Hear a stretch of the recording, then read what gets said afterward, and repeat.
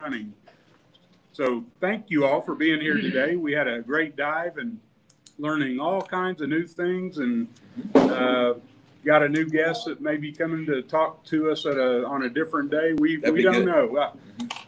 I want to do this however you want to do it, Keith, because we're all getting off into a new area, and I know there's some hesitation because of some things that. Anyway, we'll get into that a little later. Today, we're going to talk about Parkinson's. I'm Paul with Hyperbaric Plus. This is Keith Bishop with Prevail Over Cancer. And for all those that have been following us, glad to have you back. And for all the new people, you should know that you can send in questions on the comments, and we will answer those maybe today. I think we got some from last week that we didn't get to. So without burning up any more airwaves, I'm going to hand it over to Keith, and Keith, take it away. Okay, great. Thank you. So last week we talked about Parkinson's and like the modifiable lifestyle and factors that increase the risk of Parkinson's. And so today we're going to be talking more about the foods, and supplements to help address Parkinson's issues. And so, but just a little bit of a reminder that the handout is also available on my website at prevailovercancer.com at the Learning Center down toward the bottom. Click a tab, a couple of different places on that, and you can get downloads for that. And do you have it's going to be on your website too? Probably. I don't know. It's on there. Okay, so where would they find it? And under the Facebook, there'll be an attachment on our Facebook page. Thank you for bringing that up. Yes, definitely. So you can download this because this is very important. So it's difficult to write everything down that you hear. We can't write as fast as I can talk. And so the handout's really nice. And so matter of fact, I'm going to be referring to that just to make sure that I'm covering all the information. So the body is very important. And the gut is actually extremely important in all of this. So we talked about that last week, but the underlying issues include reduced circulation. So several things we're talking about today: improved circulation, oxidative stress. That means kind of like when you cut an apple in half or a banana, potato, those white vegetables, fruit, they start turning brown almost instantly because there's not very many antioxidants to repair those. That same type of thing happens in our body. To keep that from happening to the fruit, you sprinkle lemon juice on that. The vitamin C and other antioxidants, polyphenols in the lemons and oranges, citrus will coat and protect that flesh of that fruit. The same thing in our body. So antioxidants are very important. Mitochondrial dysfunction, energy production. So everything about our body is energy, along circulation. And so the brain, if it starts choking out with either circulation or energy, it starts being damaged. And then when one cell's damaged, that has a tendency to rob from another cell trying to repair itself. Now we got another cell that's damaged, and we get this progression of a chain reaction going on inside the body. Neuroinflammation, inflammation. We think of it as kind of like arthritis and aching, the redness, but that happens in the brain too. And so we have to be very aware of that and addressing that. And then this protein misfolding is called synuclein, is at the end of the nerve. If that protein is folded incorrectly, now it's not going to make and release and use the dopamine appropriately in the body. So we're going to be talking about what to do for it. We're going to start off with foods for Parkinson's. And so we want to try to avoid pesticides. So yes, we do want to, I try to grow as many things as I can with that time allows. I'm blessed. I do have enough property, but actually it's a backyard type thing. It's not property that I'm using. The horses are on the property. It's in my backyard, and I have some above ground. I raised those to keep me from having to get on my hands and knees. And I have 4 8 foot long, 2 foot wide garden type things. Let me tell you, it provides a lot of stuff, and it's organic, and I control that. I know what's in it. I have organic soil, and so I'm very careful about what's going into that. But there are certain things that we want to be very cautious about, including certain fruits are even worse than others. For example, EWG, the Environmental Working Group, has the Clean 15 and the Dirty Dozen. And so, so I try to use that when I go to the store, when I buy things. Buying strawberries at the store, I don't do that anymore. And because I think that's their number one most pesticide laden fruit that there is. So I just don't do that anymore. I will go with organic whenever possible with that. So, so risk factors include the strawberries and spinach and apples and kale are kind of like high on that list of pesticides. Pesticides and herbicides are a major issue. And so it's not just, I have listed on here pesticide, and Josh probably would say, Keith, why didn't you say herbicide? So, but yes, and herbicides are very important in that to avoid that. And there's actually pretty strong association with it. That's why I mentioned it first.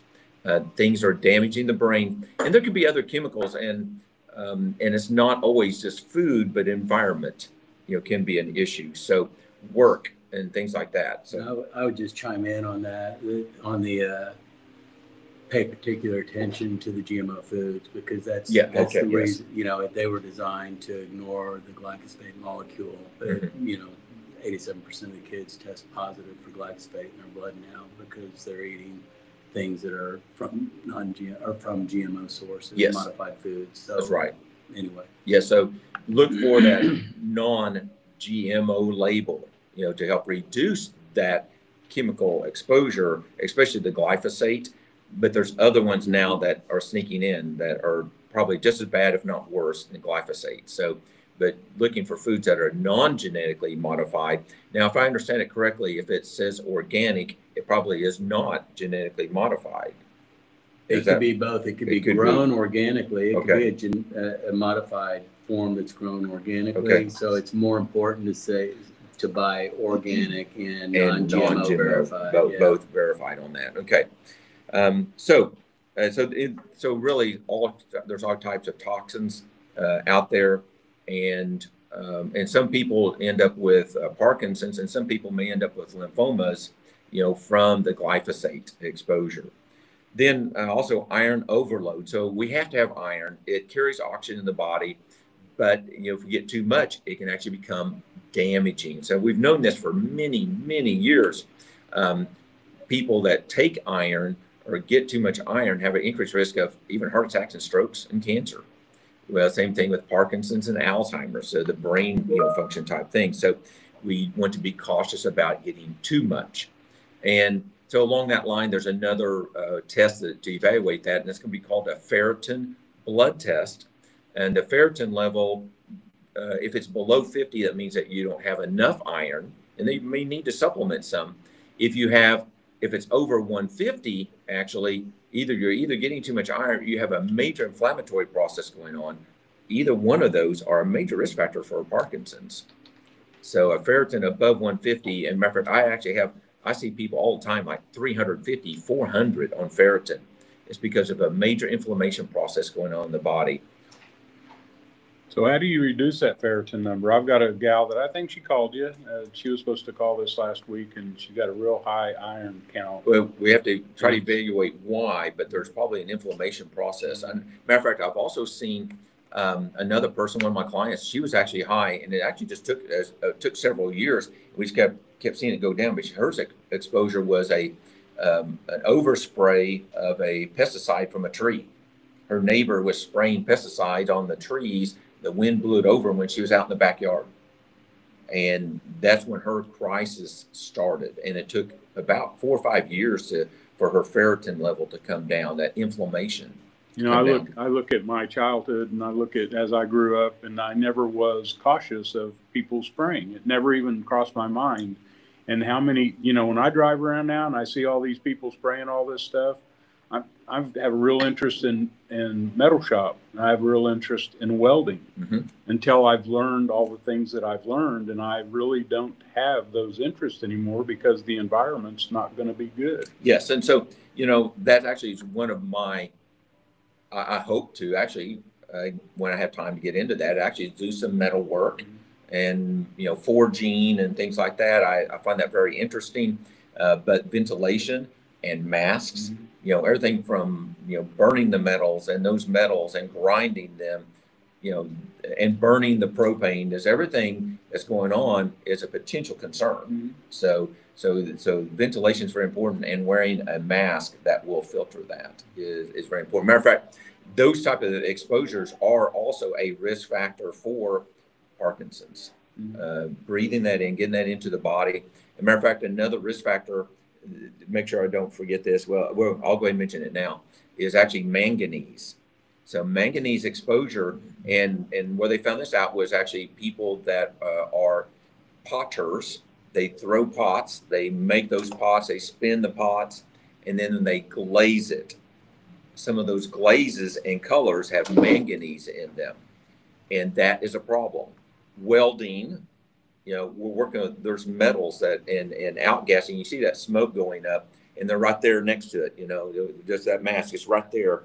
They're breathing that smoke in, and there's all kinds of metals, you know, in that, and manganese. So actually, potters have a much greater risk of Parkinson's disease from that manganese. Supplements have manganese in them. So some supplements, more specifically, some multiple vitamins. Matter of fact, I have a guide on my website, vitamins and minerals that can cause cancer. And actually my new addition I'm going to add is actually manganese to that, because manganese, while we have to have it, it is necessary. It does help our antioxidant system to work better. But if you get too much of anything, you've got a problem. So too much manganese can be a problem and a risk factor for neurotoxins, Alzheimer's and cancers, and Parkinson's disease. So excess protein in the medical research shows some potential concerns, but actually is more specifically what I want to talk about is actually for a person that has a issue with, they're taking drugs to increase their dopamine levels. If they have a high protein, it actually interferes with the absorption of the drug. So that's more where I'm going to be going at, you know, with that is it competes with the transfer of the dopamine into across the blood-brain barrier. Artificial sweeteners, the aspartame, sucralose, saccharin in excess may also be an issue. I do everything I can to avoid those. You know, I'm going for the monk fruit, the stevia, allulose. We talked about that. Those are my go-tos. You know, more natural type things, or even sugar. You know, I'd rather go, you know, have a teaspoon of sugar than anything else. Yeah, and I would just say on stevia, just make sure it's like 100 stevia in the raw, 100% stevia, not mixed with maltodextrin. Yeah, maltodextrin or erythritol. Right. Erythritol, and that it ends with OL. That the erythritol and sorbitol and xylitol at high doses become irritants. Not OL, and actually heart issues. Heart issues, irritants to the blood vessels. They become irritants to the gut. Okay, I mean I get gassy, and so every single time I try to eat a protein bar with erythritol or xylitol in it, I mean it is like if I have 2 of those protein bars in one day, it is a problem.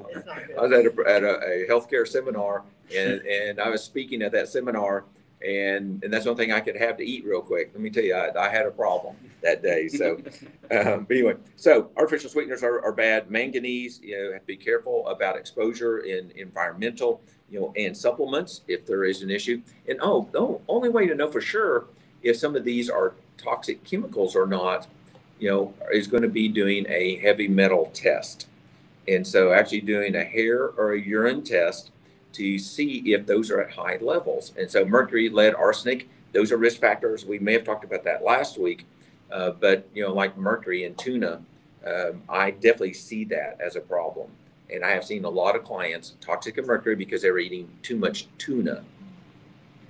So tuna, that fish lives too long and becomes too toxic in that. Even here in Oklahoma, the freshwater bass, the larger the bass, the more toxic it is. So I'm not going to eat a large bass, so or even a large catfish. I'm going for the small fish, you know, on that to be careful. So we want to be careful about supplements with iron because it can actually damage the blood vessels, the brain rather, by oxidation. Manganese, the same type of thing. And then high dose isolated amino acids. may interfere actually with the medications is the main issue. So I can't say that a high protein diet is a risk factor necessarily, but definitely it competes with medications for those that are trying to take levodopa, for example, on that. Neurotoxic, neuroprotective foods and supplements. So most important probably going to be, I call them the polyphenols, and that's actually the dark colors of fruits and vegetables and legumes. Berries, green tea, turmeric are polyphenols, and the polyphenols act as an antioxidant.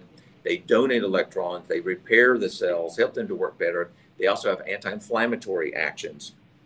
They reduce that redness, that irritation that we can see in a joint or feel in a joint that can happen in the brain. And they also help decrease that synuclein misfolding, the protein on the end of the nerve cells. And then omega-3 fatty acids. And so plant and fish oils, are protective. And every cell in the body, the outside layer of the cell is 2 layers of fat. And there are EPA and DHA are 2 of actually 5 fats that are in the cell wall called a phospholipid bilayer. Well, EPA and DHA are the 2 major fats in all of these. And actually our brain is 75% fat at least. So the fats that we consume are extremely important. Now, being a vegan is a little bit more of an issue because being a vegan, plant fats like flaxseed, oil, any other plant fats, it takes 5 steps for the body to convert that omega-3 into EPA and DHA. So there can be an issue with a genetic issue doing that. Could be an issue with having enough of the essential nutrients because every step requires something going on in the body. So there's 5 steps in genetics and nutrients for that to happen. So a person that is a vegan has to be a little more diligent about making sure that they're getting enough fats, in their diet versus, doing some plant or fish type fats. Fish, or my favorite is krill oil. Chia seed is really high in omega-3. Chia seeds is great in omega-3. So chia seeds and hemp seeds, are actually my 2 favorites. Yeah. And so I add those to things all the time. Matter of fact, I eat those every single day, and they're actually in a protein bar. Part of the fats in that protein bar. Cruciferous vegetables, so broccoli, kale, arugula, the glucosinolates, help to activate what's called NRF2, which is another antioxidant pathway that repairs the body and especially the brain. And so glucoraphanin and in the diet's converted into sulforaphane, and sulforaphane helps to repair the brain and detox, get rid of toxic chemicals. We're all exposed to these toxic chemicals, but to help get rid of those. Fermented food, we talk about that almost every week here. And so the kimchi, kefir or kefir, and sauerkraut, and the super gut formula, the good bacteria makes chemicals, the bacteria in the gut. The bacteria in the gut make these chemicals important for so many different things in the body. We were just talking about that, a major discussion in the dive today about the importance of these good bacteria for the gut. So the vagus nerve goes from the gut all the way to the brain. And so the chemicals are going to transfer from the gut up into the brain. Very important for that to be followed. Do you have any thoughts about that? Well, I've got tons of thoughts. But yeah, I got into it originally for Alzheimer's because there was a proven link between the gut microbiome and Alzheimer's and autism tendencies. And so that's where it started. But yeah, it just controls 96% of your immune system. It's getting your gut in balance is critical. Very important, exactly. And there's many aspects to it. So we were talking about that. And so there's taking things, and then even making sure that you have enough stomach acid, and make sure you're eating the right food. So it's a combination of things. We don't have to be perfect, but each person is unique in what they need. Yeah, and then also what we were talking about, if you're already on a supplement or a nutrition journey, make sure that whatever you're adding to it is pay attention to what you're taking so that you don't have contraindicated events. Right, exactly, yes. So everybody, one of the conversations in there. One of the mics. One of the conversations in there were talking about GLP-1, and everybody's going out and getting the synthetic GLP-1 because is it because their gut's not right? Because the gut, when it's in balance, is going to be building its own GLP-1. And a lot of times when people go out and they get on these products that have become so popular, they're taking massive doses.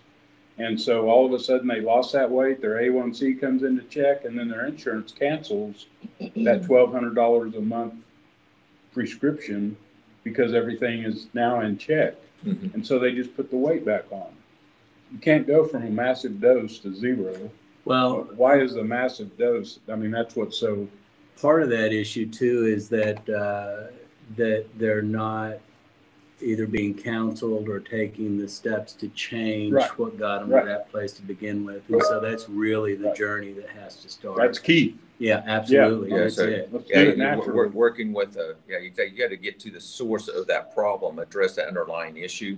And with that, and actually that's now more and more practitioners are also doing the microdosing of GLP-1, to mimic more like what the body naturally makes. And matter of fact, actually GLP-1 has some anti-cancer benefits too. So it is a chemical that is in our body, and our body can make it. And the bacteria in the gut can make it.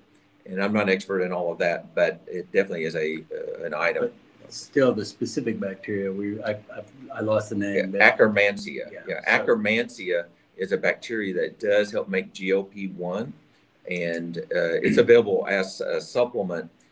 But it's also one of those things that if you take it and it does help, that's great. But then when you stop it, it has a tendency to kind of fade out because you're going to go back to where you were. So you have to go back to either continue taking it or address the underlying problem why you had to take it. Combine it with a healthy lifestyle. Yes. You make it a lifestyle change. That's right. So, and then legumes, beans and oats and fibers and whole grains, those fibers help the gut.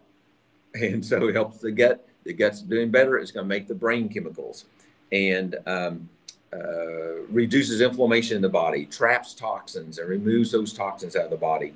So most of us, as a matter of fact, I'd say that probably 3/4 of my clients with cancer, whenever they fill out their form as to how many servings of fruits and vegetables a day they eat, it's most people, 75% at least, are 1 to 3 or less servings a day of vegetables and fruit. And so we need more to be healthy. And then coffee or tea. I'm not I put coffee on here, but tea. But coffee does have a chemical in it that does act as a stimulant, for the brain, and actually a protectant, and also anti-cancer. Same thing goes for tea. The EGCG that's in tea. There's also supplements available for those items too. Reduce the risk of Parkinson's. It acts as a stimulant. And so there's definitely some benefits to that. And talking about coffee, isn't the medium, I like a dark roast. My wife, she likes to eat her coffee with a spoon. Okay. So medium roast is where you maintain the highest level of polyphenols instead of getting a dark roast or. Yeah, light roast. Yeah, light roast. The lighter the roast, the higher the benefit of polyphenols. Right. Exactly. I've kind of made a change. Exactly. I do like a strong cup. So I just add more coffee, when I make it, to get that stronger flavor. But so it's not as denatured and burnt and has more active ingredients. And if you want to really get into the coffee, to have it organic and to have it tested for mold. I mean, there's a lot of mold component. We got a lot of moldies here, and they are real specific about what coffee they consume because of all those things are detrimental. We're talking about Parkinson, but it's a combination of everything. Right. Would you do me a favor? Yes. Would you look up, Parkinson's and mycotoxins? Yeah, so mycotoxins, we talk about mycotoxins, mold exposure. That's an area that I hadn't thought about. But I wonder, mycotoxins, and so Josh is going to do us a favor. He's got his computer going, on that. So key supplements. So mitochondrial health, and that's going to include CoQ10. Our body makes it, and our body has to have it. So CoQ10 makes energy. it's just simply put, we have to have it. And there's actually some human studies showing that whenever a person gets high dose of CoQ10, we're talking about like 600 milligrams a day of CoQ10. Now, actually, if they were to take some of the newer ones, there's a ubiquinol that is actually more active and maybe ready to use. They may not have to take as much of it, maybe half that dose. But in other words, we're talking about 300 milligrams of ubiquinol, actually helps with the brain. And actually some human studies with that. So, and then NAC, one of my favorite supplements, actually all of these are my favorite, I could say that about every single one, but NAC, N-acetylcysteine, is an antioxidant that boosts glutathione and reduces oxidative damage and helps the liver to get rid of toxic chemicals. Did you find anything? Yeah, oh yeah. Oh yeah. So okay. And then just for grins, I tied it in with limes too, since that was part of the conversation. But anyway, yeah, there's so there is some research about mycotoxins. So in other words, that's going to be another area. If you have a Parkinson's concern, is evaluate your environment, and you can get a mycotoxin test to see if you have mycotoxins. Some of them actually I know are definitely issues for the brain. They are, and it's just like with cancer. It's always interesting how so many of these things express differently in different people based on their epigenetic issues. Mm-hmm. But yeah, so ochratoxin, one of our favorite topics, is right at the top. Really? Yeah. Okay. And it boils back to also mitochondrial damage and dysfunction. Yeah. So the mycotoxins damage the body, and in this case, can damage the brain, and so definitely inflammation and the synuclein, aggregation. So yes, how about that? So that's another factor that I haven't assessed yet. But that's something else I'll have to kind of consider in this process. Also, yeah. And then curcumin, turmeric is one of the active ingredients is curcumin.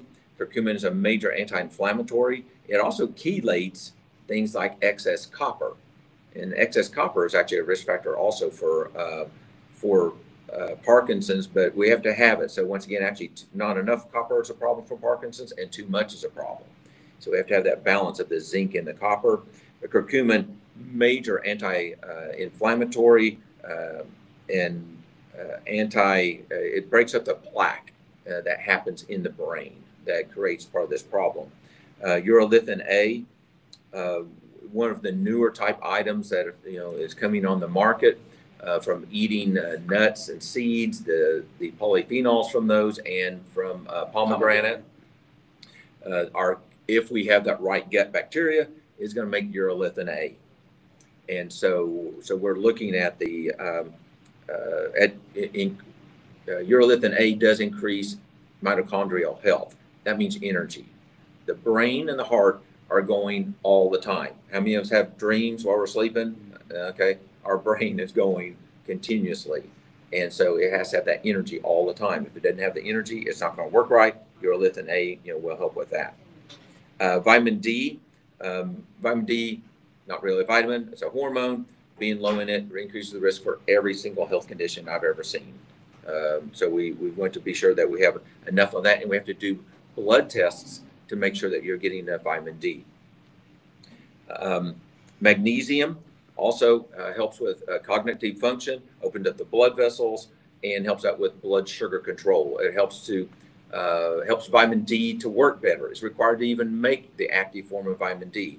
So you're out in the sunshine, you take a supplement, that is still not active. The magnesium helps the body to make the active form of the vitamin D. So we have to have both of those.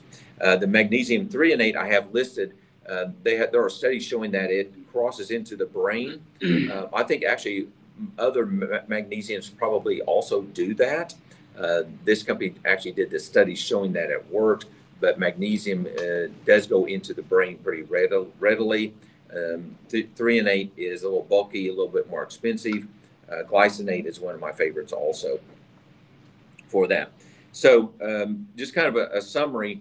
So whenever we're eating, we do want to eat the rainbow a broad selection. Eating exactly the same things every single day is not an ideal situation. You're going to get into some nutrient deficiencies. So we do want to eat a wide range of the polyphenols and the fiber, anti-inflammatory foods. We do want to go organic and non-genetically modified, non-GMO as much as possible to reduce chemical exposure. Balanced protein, they have to be careful about the levodopa and proteins at the same time, and then support the gut with fermented foods and prebiotic fibers, so fibers from vegetables and fruits and legumes and things like that. So, matter of fact, you can take prebiotics, but you can also get them in your foods. So when you eat a healthy one, and then supplement wisely, avoid excess iron and manganese.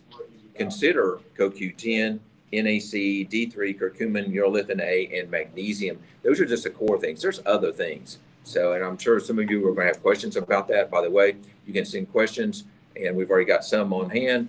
And I think that's from last week. Okay. And he's getting ready to print this some week. more. So submit your questions. And yes, we can go over, cancer, which is of course my focus. But brain health is very important. So people with cancer have other health issues too. And yes, I have clients with cancer and Parkinson's and Alzheimer's. So, people have multiple issues. I was going to say, there's just fractions of a hair difference in how we react to these things that causes those other. Yes. So, my family history is cancer and Alzheimer's, cardiovascular disease. And every time when I set up a program, I do the research and set up a program, it's exactly the same thing. Mm-hmm. It's the same eating programs. It's the same supplements. It's the same type of thing. So this is for almost all health issues, no matter what the health issue. And then, but also, you track and figure out what helps you. So we're talking about that today in the dive also is this working? Is this working? Is this working? I got better, I got worse. But if you make half a dozen changes all at once and you have a good or a bad result, you don't know for sure what it was.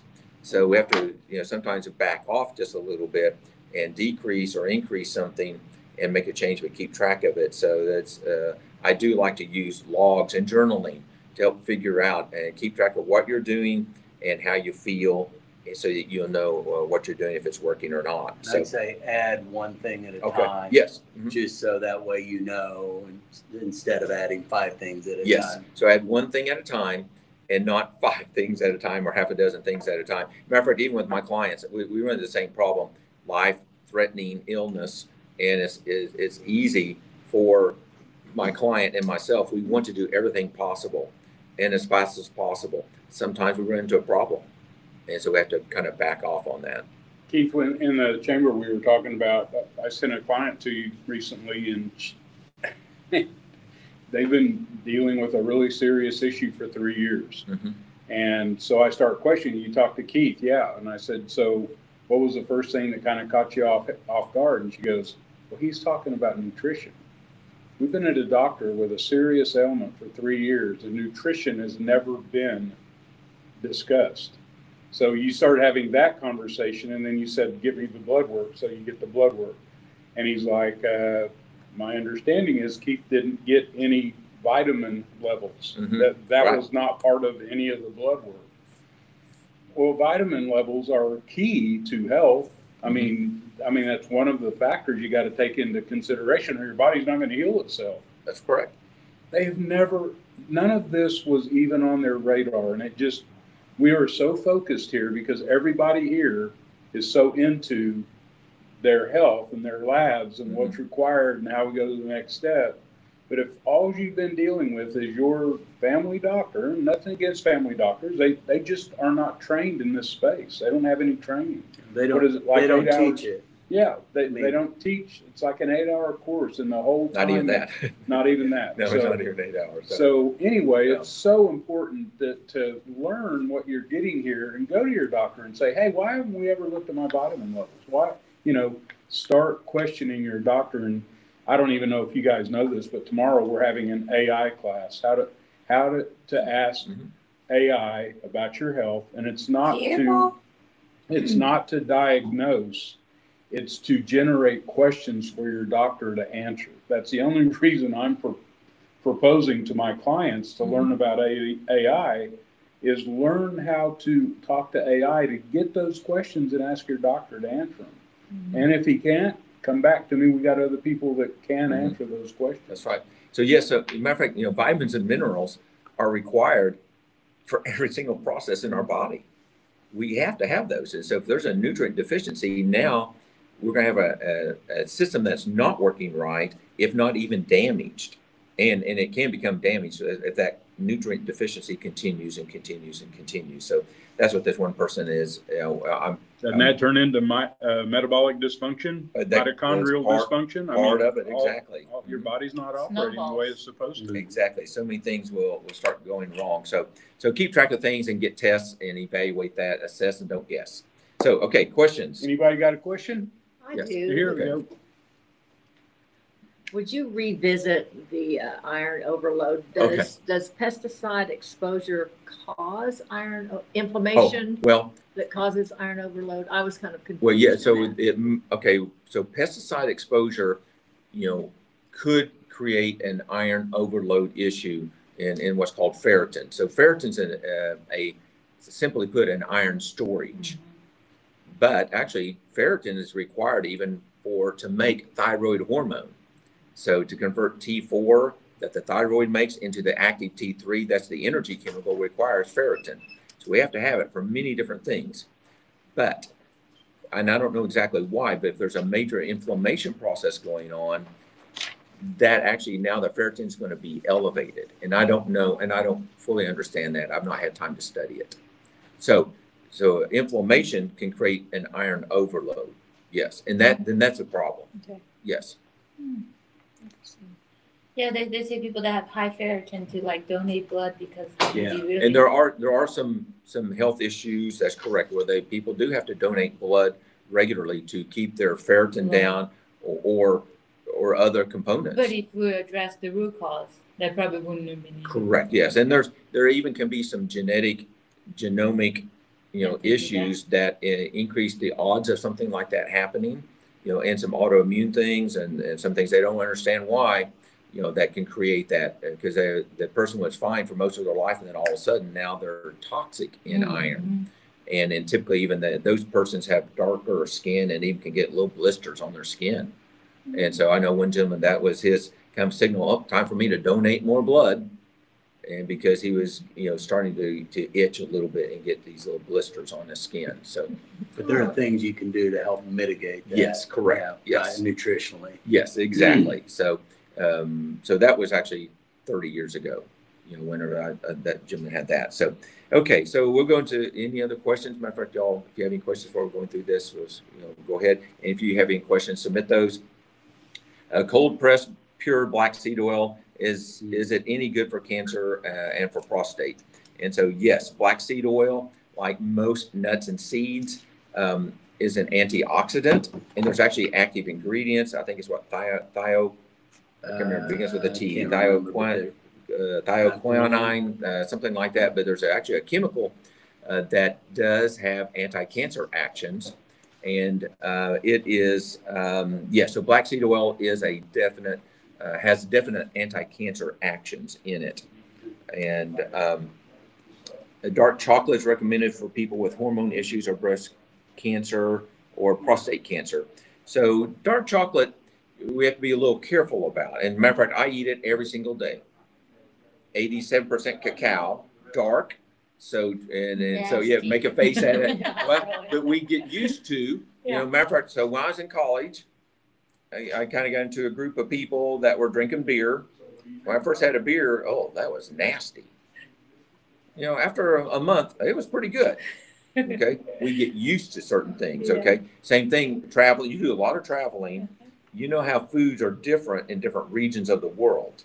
And we get used to whatever we're around. Okay. So, therefore, where I'm going with this is when I first got in America, I used to not like the food here. Now I go to Brazil and I miss American food. Yeah, exactly. You want that burger. Yeah. Okay. Oh, just give me some American grease. Yeah. So we get used to whatever. So same thing. I started off with a 60% cacao, went to 70, 72% cacao, and now I'm at an 80 to 87%. Yeah, I like 60 to 70%. They're actually tasty. Yeah, they're tasty, Yeah. but there's definitely some sugars in it. Yeah. More sugar in it, so that's that percent. So in other words, to answer your question, so yes, cacao definitely has some anti-cancer actions. The flavonoids, the dark color, it is comes from a seed. There's benefits, kind of like the black seed. There's benefits from that.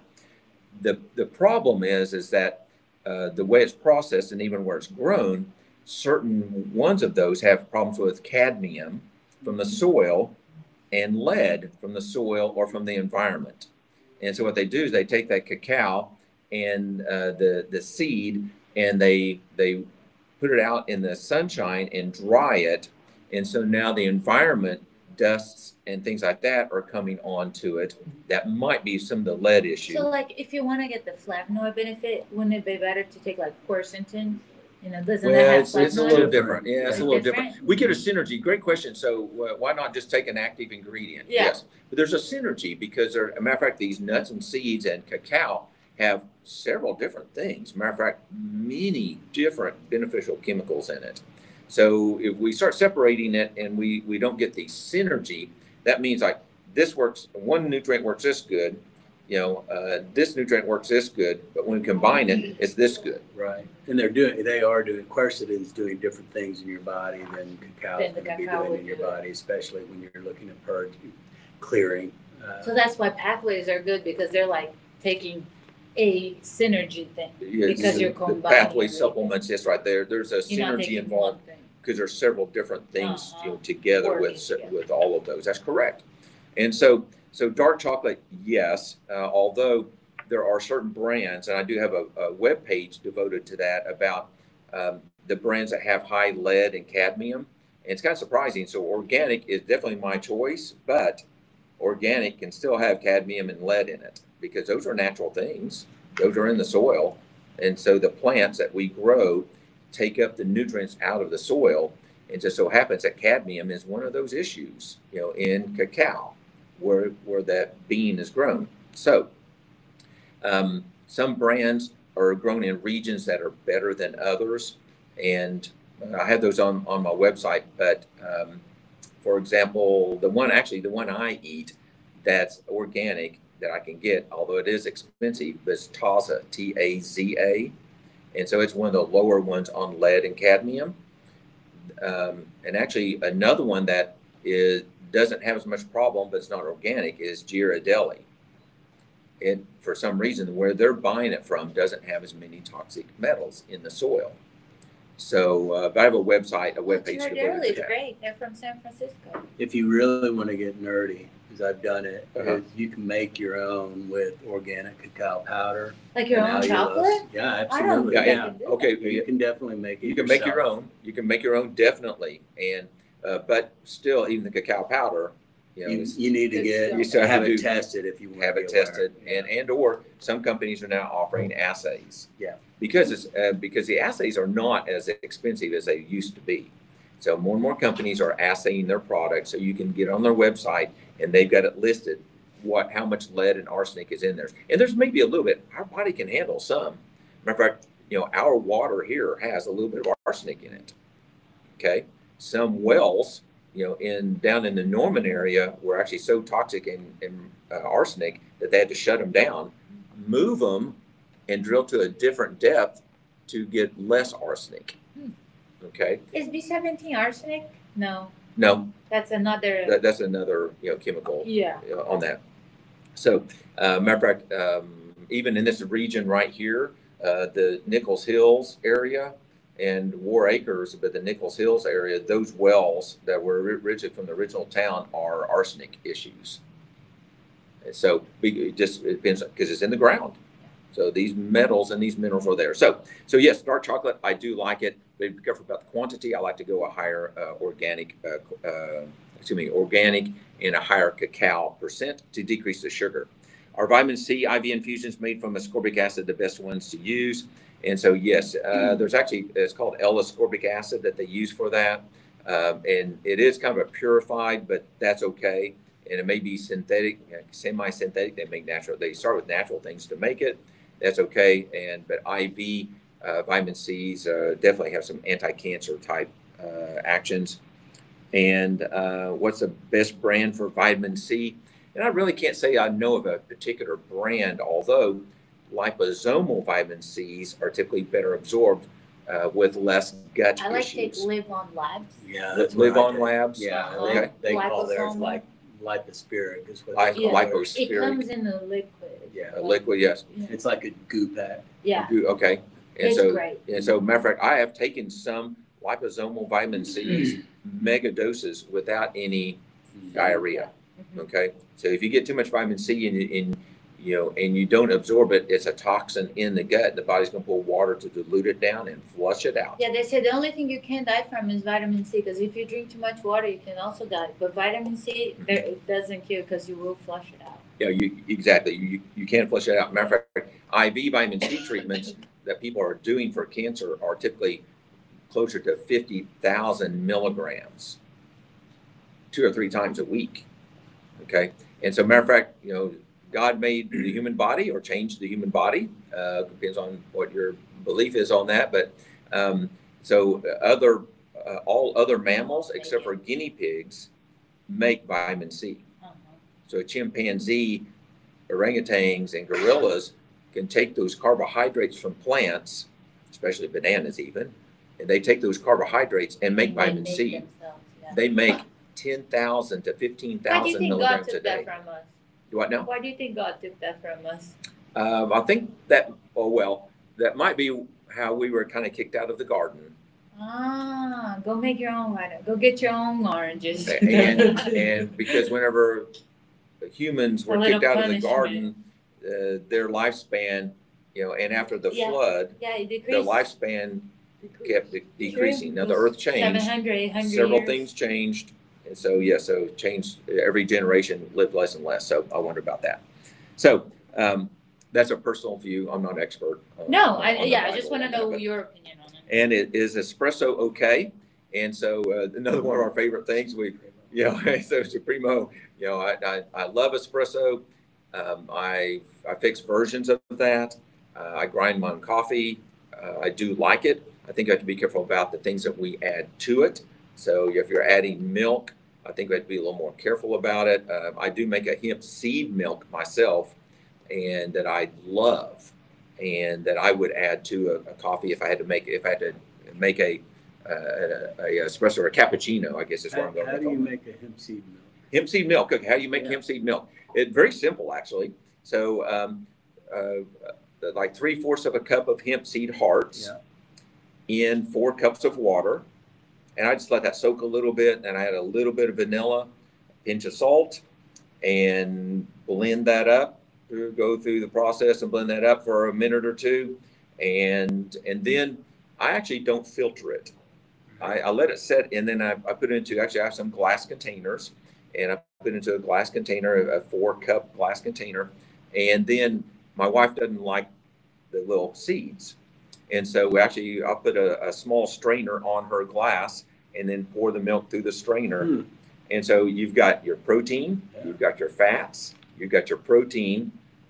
It is great. Matter of fact, you don't have to add any thickener to it. Like when you buy artificial nut milks, a lot of times they're trying to add things to it to make it creamy. You don't have to do that. As a matter of fact, that's one of my favorite things. I'll give you the recipe. Yes. Yeah, I'll give you the recipe. Keith, as I've got to know you and things come up, you and Josh both brought this up. Never was on my radar until we started talking about yogurt and we started talking about creamers. There's so much growth factor in dairy products that if you're dealing with cancer, as I talk to people, I always bring up, I'm hearing from Keith, from my circle of influence, that people were telling me, you really need to pay attention to dairy products. Even if you're just on the very start of a cancer journey, that's one of those things that's really simple to eliminate, not to have to check the box. Yes, well, and correct. Now, milk, has a lot of growth factors in it. Once it's fermented, it has less, in that. So actually, the sugars too. So the milk has sugar. So not, those growth factors is a very broad term. Insulin growth factor, yes. Sugars, yes. And some of those sugars are more specifically even like an increased risk of ovarian cancer. Galactose that's in milk, liquid milk, is a problem. But when you make things, make your own yogurt or cheese, fermented dairy products, that bacteria actually eats away at those sugars. And when it's thick, it no longer has very much sugar.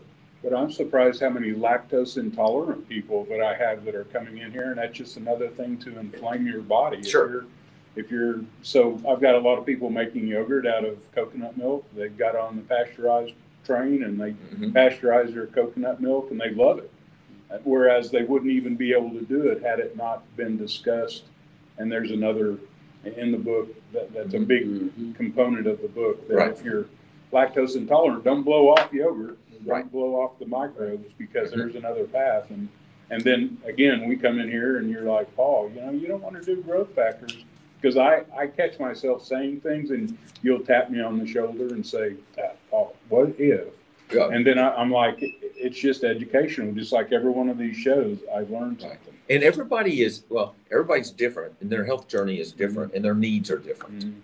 And so, yes, actually, growth factors, there's some benefits to them, but we just have to be more cautious about that, that source and the quantity and the timing and the use by the body. So, is aspartame or aloe vera extract pills could help with antioxidants for gut health in cancer patients. So aloe vera can have some, it is another food item, and it can have some healing properties. And I will use those at times. We have to be kind of cautious. Some aloe vera products may actually still have some plant latex in them that can be an irritant and create loose stools. Actually, that's why some people take it too, because it helps them have a bowel movement. And that's not necessarily the best reason to have to take it. So, but aloe vera could have some benefits, yes, and there can be some benefits to doing that, in a cancer program. Yes, definitely. So, any other questions? We're almost done. I think we got all the questions that came in. If you've sent a question after we printed this out, we'll address it. Keith will address that. He goes through all the questions on his website and answers them. That was all last week. I think we did all those last week. So we're pushing up to the hour, and as always, you're a wealth of information, and I thoroughly enjoyed our hyperbaric session that we did today. Yes. We're all dry. We didn't require a towel. We didn't go into the water. So, and when I say diving, I get things thrown at me all the time. Yes. That's but anyway, thank you for joining us here at Hyperbaric Plus. Come dive with us. It's a gas. You learn a lot. We're getting ready to open this. We've got some mold dog that we're going to do every Wednesday at, I believe, noon. So it may be 10. Anyway, when you go on our website, Maggie with her mold dog, she actually goes into homes and businesses and finds the mold that may be bothering us. So she's a wealth of knowledge when it gets into mold, mycotoxins, and all that.